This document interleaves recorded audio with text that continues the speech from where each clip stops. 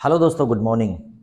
आज हम 10th class का लेसन पढ़ने वाले हैं, the tale of Custard the dragon. आपको जितने भी लेसन मैंने पढ़ा दिए हैं उनको अच्छे से देख लीजिए और जो रह गए हैं उनको पढ़ लीजिए, क्योंकि अब परीक्षा में चंद दिन बचे हुए हैं। वो परीक्षा के पहले हम चाहते हैं कि आपकी तैयारी बहुत अच्छी हो जाए। वैसे क्लास में हमने सब कुछ कंप्लीट करा दिया है, परंतु किसी कारणवश जो बच्चे क्लास में उन क्लासेस को अटेंड नहीं कर पाए, उन लेसन्स को अटेंड नहीं कर पाए हैं, उनके लिए सुनहरा अवसर है कि एक बार इनको देख लें। ठीक है। जब हम किसी भी क्वेश्चन को, किसी भी कंटेंट को बार बार देखते हैं तो उसके प्रति हमारी एक समझ विकसित हो जाती है।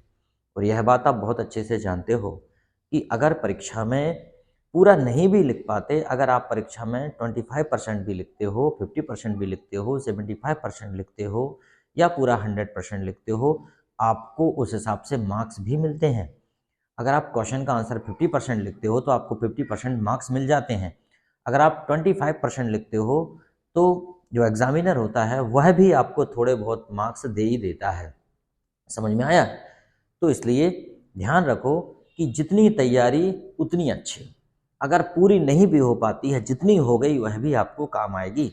जैसे कि मैं आपको बताऊं, जब आप एप्लीकेशन लिखते हैं तो कुछ बच्चे एप्लीकेशन को छोड़ आते हैं, जबकि नियम यह है कि एप्लीकेशंस में ऊपर का और नीचे का हिस्सा, एप्लीकेशन जो लिखते हैं उसमें ऊपर का और जो नीचे का हिस्सा है वो लगभग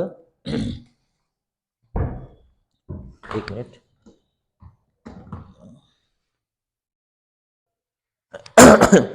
जबकि एप्लीकेशंस में जो ऊपर का पार्ट होता है और नीचे का पार्ट होता है उसके भी मार्क्स मिलते हैं।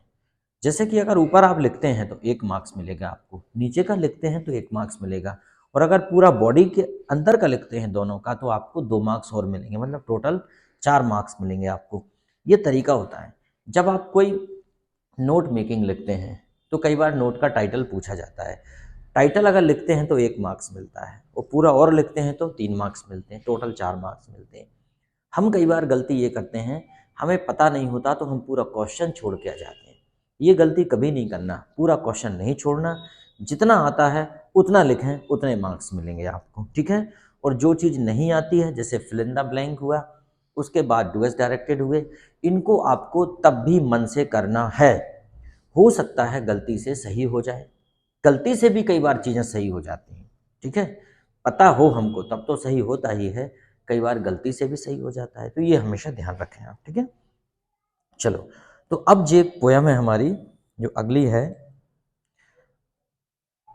The tale of Custard the dragon. अगला लेसन जो हमारा है, the tale of Custard the dragon. Custard dragon एक ड्रैगन फ्लाई जानते हो आप, जैसे बोलते हैं बनिया, ऐसे ऐसे उड़ता रहता है। ठीक है। तो यहाँ एक पालतू बनिया की कहानी है, एक ड्रैगन फ्लाई की कहानी है, एक कीट पतंगा टाइप का होता है, उसकी बात हो रही है यहाँ पे। तो चलो अपन तो उसको लेसन जैसे पढ़ते हैं, ज़्यादा दिमाग नहीं लगाते। Who are the characters in this poem, list them with her pet names. इस लेसन में कौन कौन से कैरेक्टर हैं उनकी बात की गई है। इस पोएम में कौन कौन से कैरेक्टर हैं, मतलब एक कविता टाइप में है। तो देखो, बेलिंडा, अब इसमें बेलिंडा है, अब ये क्या है, ये लिटिल गर्ल, एक बेलिंडा है, लिटिल गर्ल है। Ink, a little black kitten. Kitten क्या होता है? किटन होता है बिल्ली का बच्चा। ठीक है। किटन किसे बोलते हैं? बिल्ली के बच्चे को। ठीक है। Blink, a little grey mouse, एक चूहा है, लिटिल ग्रे माउस एक चूहा है। तो कौन कौन से हो गए? बेलिंडा हो गए, इंक हो गई और ब्लिंक हो गया।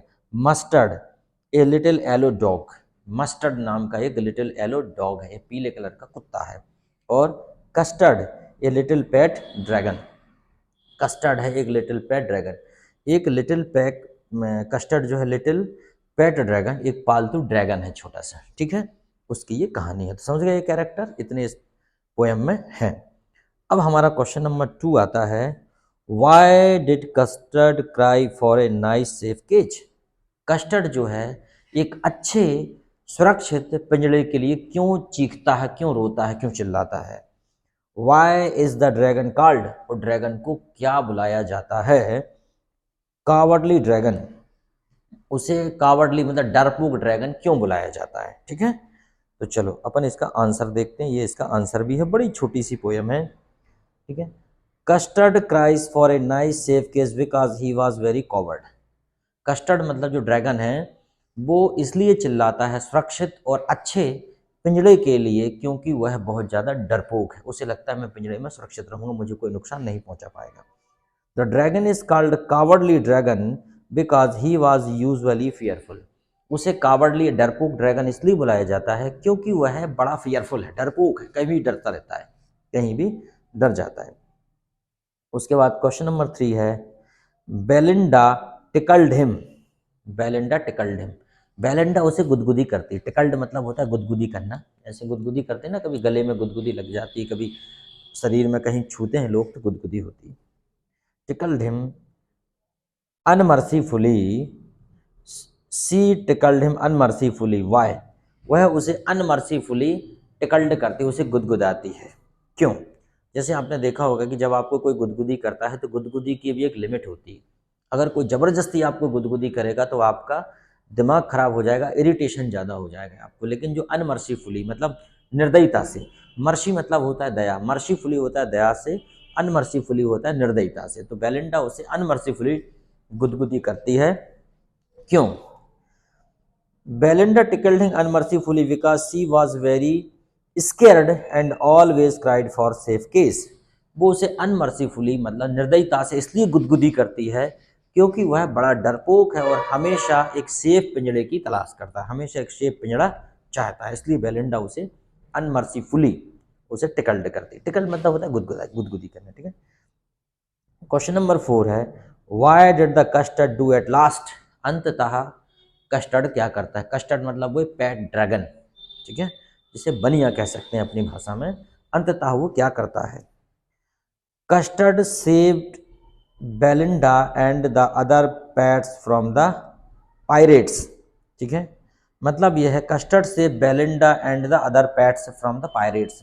मतलब पायरेट्स मतलब शिकारी, शिकारी से जो कस्टर्ड है वो सबकी रक्षा करता है। पायरेट्स मतलब घुसपैठिया बोल सकते हैं। ठीक है, पायरेट्स से मतलब चोर कह सकते हैं, जो मतलब एक कहना चाहिए कि जो चोरी छुपे, जो ढाबा बोल देता है या कहीं पे घुस जाता है, जो है ना घुसपैठिया टाइप है। He showed his bravery and growled the pirates. ठीक है, गोवल्ड द पायरेट्स मतलब यहाँ पे वह अपनी बहादुरी दिखाता है